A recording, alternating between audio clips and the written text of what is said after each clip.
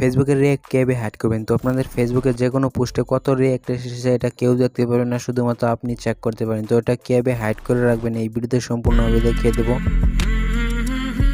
তো ফেসবুকে যে কোনো ছবি অথবা পোস্টের রিঅ্যাক্ট হাইড করার জন্য প্রথমত আপনারা ফেসবুকে অ্যাপে চলে যাবেন। তো ফেসবুকে চলে আসার পর এখানে উপরের দিকে থ্রিডট আইকন রয়েছে, এখানে থ্রিডটে ক্লিক করে দেবেন, এরপর নিচে দিকে চলে যাবেন। তো এখানে সেটিংস এন্ড প্রাইভেসি এর নিচে সেটিংস অপশন রয়েছে, এখানে সেটিংসে ক্লিক করে দিবেন। তো এখান থেকে চাইলে খুব সহজে যে কোনো পোস্টের রিঅ্যাক্ট হাইড করতে পারেন। কে কত রিঅ্যাক্ট দিয়েছে কোন পোস্টে এটা কেউ দেখতে পারবে না, শুধুমাত্র আপনি দেখতে পারেন। তো এখান থেকে আপনারা খুঁজে বের করবেন রিঅ্যাকশন পারফরমেন্স, এখানে অপশনটা রয়েছে, এখানে ক্লিক করবেন। তো এখান থেকে রিঅ্যাকশন পারফরমেন্স অপশনে ক্লিক করে দেওয়ার পর এখানে দুইটা অপশন পেয়ে যাবেন। তো এখানে দেখেন যে প্রথমটা রয়েছে ওয়ান পোস্ট ফ্রম আদার্স, দ্বিতীয়টা রয়েছে ওয়ান ইউর পোস্ট। তো এখান থেকে এই অপশনগুলো অন করে দিতে হবে। তো ওয়ান ইউর পোস্ট এটা অন করে দেবেন এবং উপর দিকে রয়েছে ওয়ান পোস্ট ফ্রম আদার্স। তো আপনাদের কেউ দেখতে পারবেন আপনাদের কত রিঅ্যাক্ট শুধুমাত্র আপনিই দেখতে পারবেন। তো এই দুইটা সেটিংস অন করে দেওয়ার পর আপনার ব্যাগে চলে যাবেন এবং অন্য আইডি থেকে আমি সম্পূর্ণভাবে দেখিয়ে দিচ্ছি। তো পোস্টের রিঅ্যাক্ট গুলো হাইড হয়ে গেছে এইমাত্র করা পোস্টের। তো অন্য একটা ফেসবুক আইডি থেকে গিয়ে দেখিয়ে দিচ্ছি। তো দেখবেন যে এখানে রিঅ্যাকশন কত ছিল। তো এখন বর্তমানে নো রিঅ্যাকশন, এখানে দেখা যাচ্ছে না কত রিঅ্যাকশন